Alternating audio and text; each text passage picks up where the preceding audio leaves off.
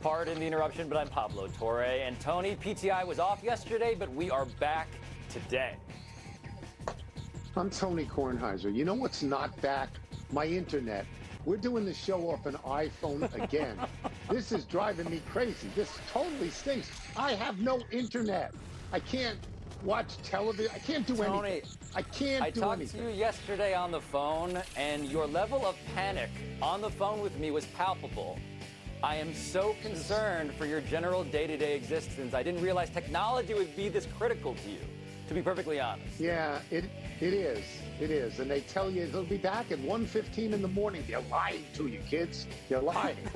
Welcome to PTI, boys and girls. Wilbon continues to abandon me, so I welcome back our great friend with the low rent sign, Mr. Pablo Torre.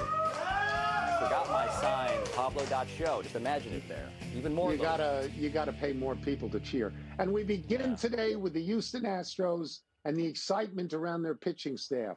Last night, Framber Valdez threw a 2-0 no-hitter against Cleveland. And that came just hours after Justin Verlander, who won the AL Cy Young there last season, returned via trade with the Mets. Pablo, where does this put the Astros? And where do the trades of Verlander and Max Scherzer leave the Mets? I want to start with the Mets again on this topic, Tony, because Max Scherzer kind of gave away the whole game to The Athletic. He said what Billy Epler, the GM of the Mets, told him, reportedly, which is that the Mets are not contending next season. They're out. They see next year as a rebuilding year, which is why you trade Verlander, which is why Steve Cohen, one of the 30 richest people in America, the owner of the team, is willing to pay yet again, willing to eat yet again, $35 million in outstanding money due to now Max Scherzer and to Justin Verlander. So the Mets have taken a real step back, a step that might be longer than a year or two. But the other stuff, Tony, the Astros, they have a real ace in Valdez, clearly, and they have a real ace in Verlander, who's been pitching lights out since struggling early on. Yeah, let's go to the Astros at the start. Valdez last night missed a perfect game with, I think, one walk in the fifth that was later erased on a double play. He had 7 strikeouts. He threw only 93 pitches, which they call a Maddox, under 100 pitches with a no-hitter. He's a really good pitcher. He won 2 games in the World Series last year, and Verlander won 1 in the World Series last year. So it is not hard by any stretch of the imagination to see them being in the World Series again. It's a really good team. What would tickle me, and I think it would for most baseball fans, was if Game 7 of the ALCS was against Texas, and you had Scherzer against Verlander. That would be a wonderful thing to see. Now, Verlander's 40, and Verlander has fewer strikeouts this year and more walks, but he's been a horse lately. Last 7 starts, a 1.49 ERA. To get to your point about the Mets, Pablo, I grew up loving the Mets. I find this absolutely amazing, and that was the word they used all the time, the amazing Mets. They won 101 games last year. They're 6 games under 500 now, and they added Justin Verlander. I can't see how you can blame this all on Edwin Diaz going out in the World Baseball Classic. No. Pablo, they're picking up prospects. They've waved the white flag. It's incredible. And by the way, whatever they start with next year, I don't think it's going to start with Buck Showalter. I don't. No, Tony, every signal here is that this has been not just a humbling, but a humiliation for a fellow Met fan in Steve Cohen, the owner, who spent more money on this team than anybody has spent in the history of Major League Baseball. 101 wins, more money than anyone ever has, into now trading away 2 would-be aces who might be would-be aces for other playoff teams, knowing now that next year don't expect us to contend at all. It's a tremendous humbling when you get prospects back. Yes. They traded away Pham and Canna as well. I mean, it's over. They've surrendered. It's a remarkable, remarkable fall. But I want to switch to the NFL, Tony, because Nathaniel Hackett, familiar with falls himself, has responded to the shots that Sean Payton took at him in USA Today. Payton has now apologized for calling the job Hackett did last season, quote, one of the worst coaching jobs in the history of the NFL, end quote. And Hackett, now the offensive coordinator of the Jets, said just yesterday, quote, I have been involved in this business my whole life. We live in a glass house. There's a code. There's a way things are done in that house, end quote. And so does this code matter, Tony, to you? And who's looking better after this whole back and forth? Is it Sean Payton or Nathaniel Hackett? So this is a very open-ended question.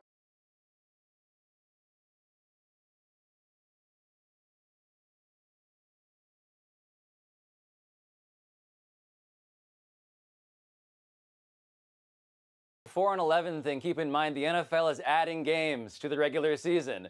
4-11 adds up to 15. He didn't make it to the end of that year, Tony. It's hard to be worse than a first-year coach who gets canned in that way. And so Sean Payton is the guy who looks better coming out of this, not because he is on some sort of moral high horse, but just because the hand he is playing is that dude is bad at his job and I am not. And so that's what it came down to. But the whole code here, right? Let's talk about this code, because part of this story is there is an alleged fraternity of NFL coaches who protect each other. The word fraternity is meaningful to me here because I didn't belong to a fraternity. I don't know if you did, but fraternities are known for some rough housing. We didn't have fraternities. Yeah, Harvard not being out of them either. But they're not exactly known for diplomacy fraternities. They're known for egos. They're known for a couple of fights that may break out if I watched enough movies in my life to know the definition. So the point is, the ego here is the story. And both of them look bad if you measure it on that level because they're both, yes, insecure. I think Rodgers was right. Aaron Rodgers was right about that. They're both insecure.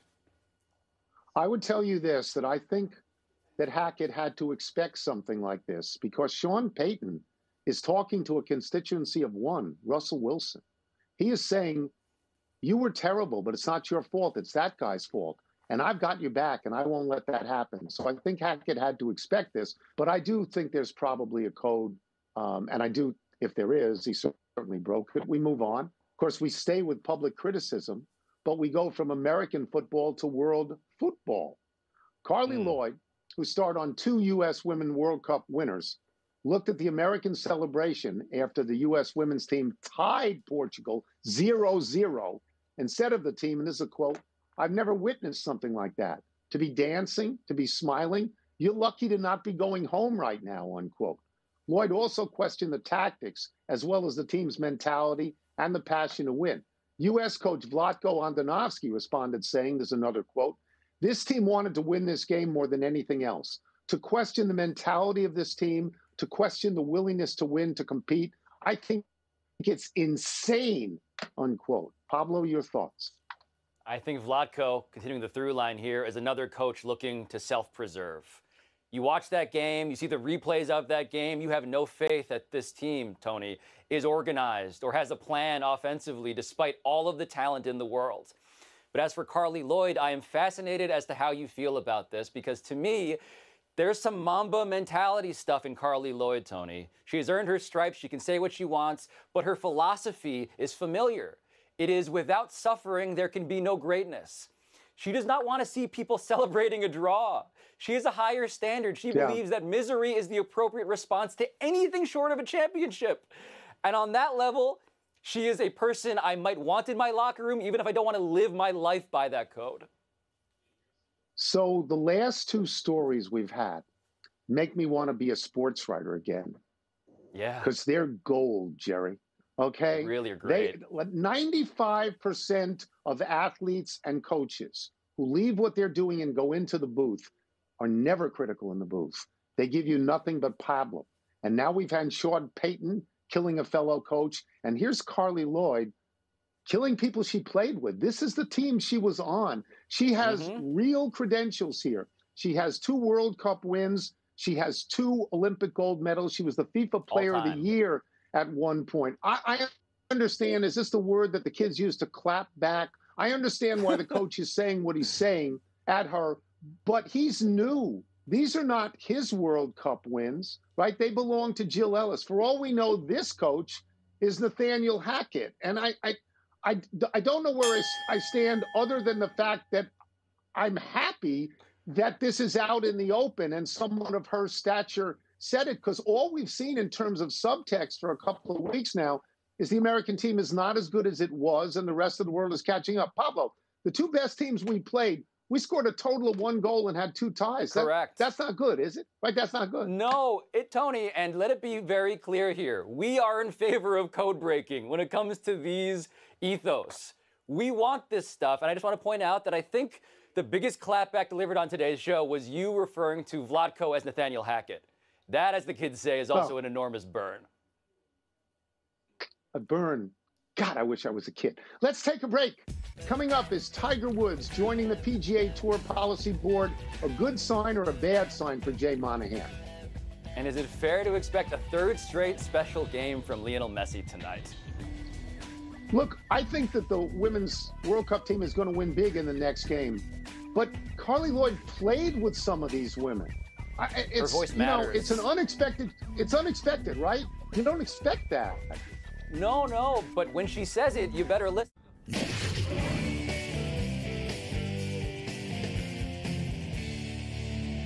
If you're just joining us, I'm hosting via iPhone, and I'm still about to trounce Pablo in What's the Word?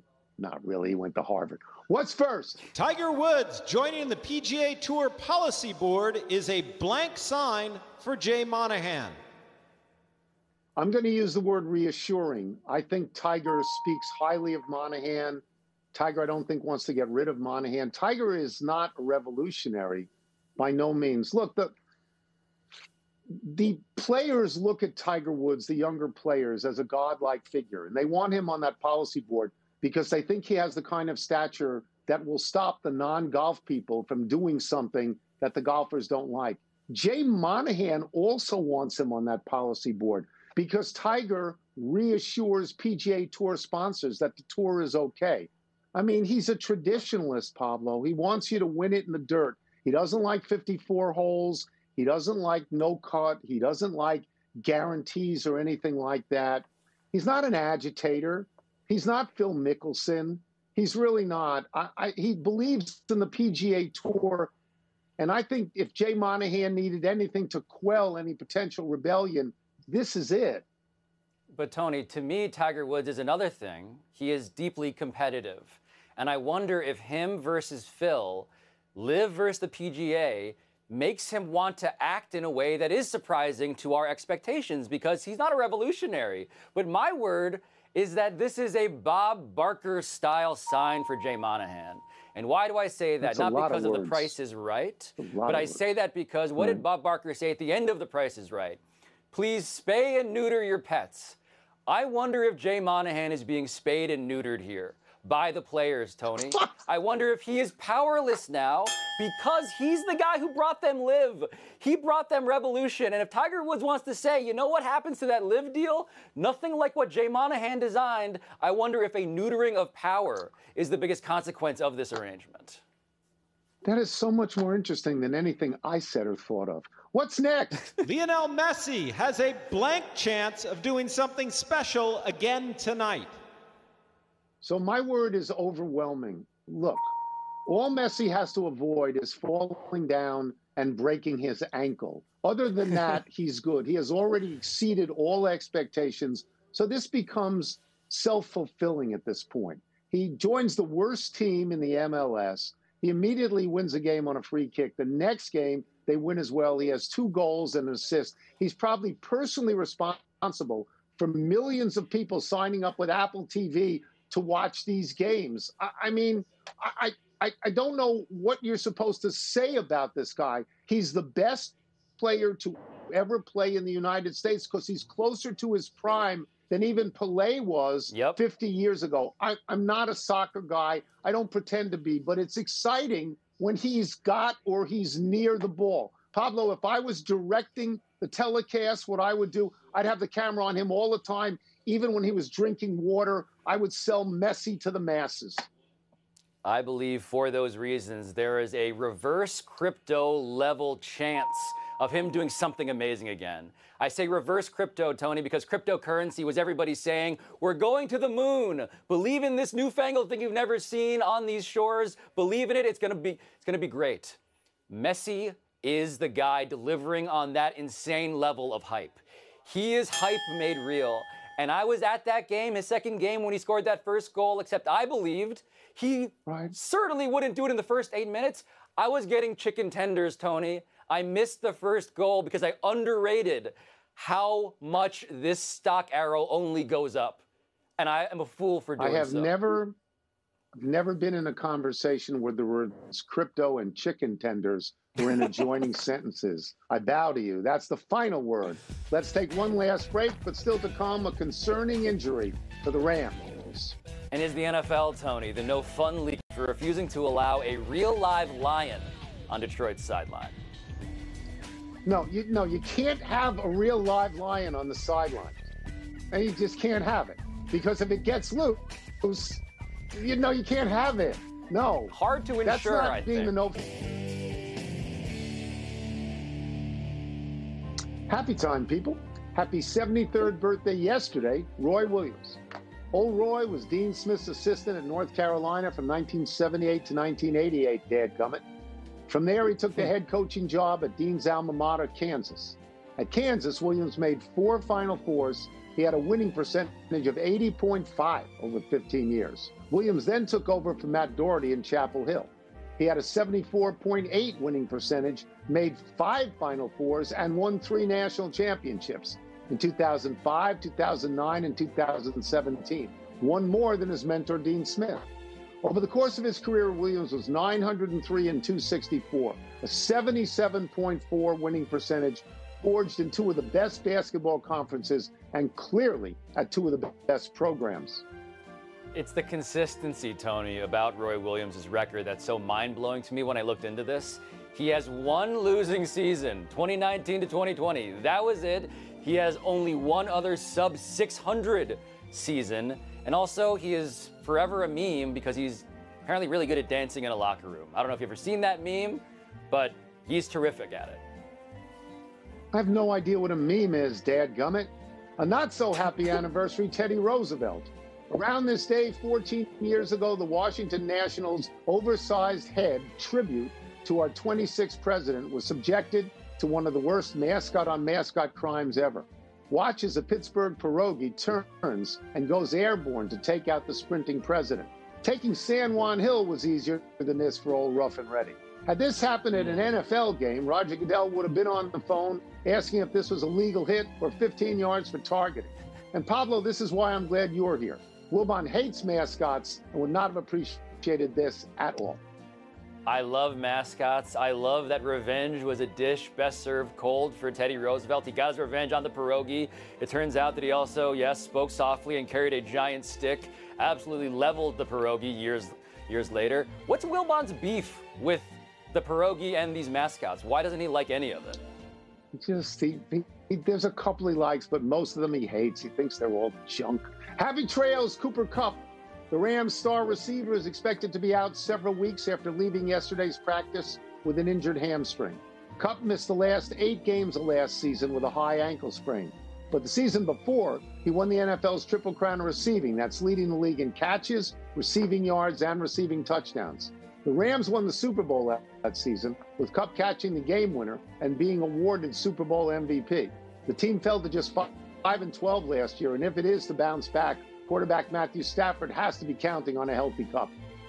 You know, when the Rams went all in on that Super Bowl season and everyone was talking about how they better win it all because the years after might be a mess, I don't know if they were talking about Kupp getting injured in this way and Stafford getting injured in the way that he has, but they should be glad they won that Super Bowl because everything else has been a mess. I have to say this, that's as big a drop-off for a championship team in any sport that I've ever seen. I mean, they just fell to the earth. And I, as much as I love those commercials where Matthew Stafford winks and he says it's life-changing, well, it was life-changing, and then it was career-changing because it went down the drain. I mean, last year was just terrible, right? All right, we're running on a show, and we go to the big finish. Yahoo reports that the Big Ten is exploring adding 2 or even 4 teams. Your thoughts? My thoughts are that none of the words in any of the names of these conferences, except for big, are accurate anymore. The Aces are the first WNBA team to clinch a playoff spot. Are you impressed? They're 24-2, and they're the defending champions. They are by far the best team in the league, I think. I suspect the New York team is the second best, and everybody else is just watching. Anthony Edwards of the Timberwolves is changing his jersey from number 1 to number 5. Are you all right with that? I'm all right with it, with all due respect to Malik Beasley, excuse me. Like, Anthony Edwards might be the most exciting young player in the NBA when healthy, so he deserves it. Dan Campbell, meanwhile, told Pardon My Take that the NFL frowned on his idea to have a live lion on the sidelines. Are you surprised? Let's concentrate on the two most important words, live lion. No, I'm not surprised. I would say Dan Campbell might want to get in the cage with live lion, but he would. He would. Last one, with the trade deadline gone, who should have done more? Of course it's the Yankees, Tony. Unfortunately, it's always the Yankees. We're out of time. We will try to do better the next time. Happy anniversary, Michael and Liz. Oh, and I'm Pablo Torre. Thank you for watching. You can get the PTI podcast on the ESPN app or Apple Podcasts. I'm at www.pablo.show. But for now, get a better sign. You know, I'm trying. That sign's weak. Get a better sign. Get a better sign. All right, Pablo. What surprised you the most at the trade deadline? Tony, it's the fact that the Yankees, my Yankees, have consented to their own mediocrity. I grant you they are in 5th place in the AL East, but they're just 3.5 games back of that 3rd wildcard spot. And this is a team that needs help. And so the Yankees have money to spend. They have a lineup that's hitting .230.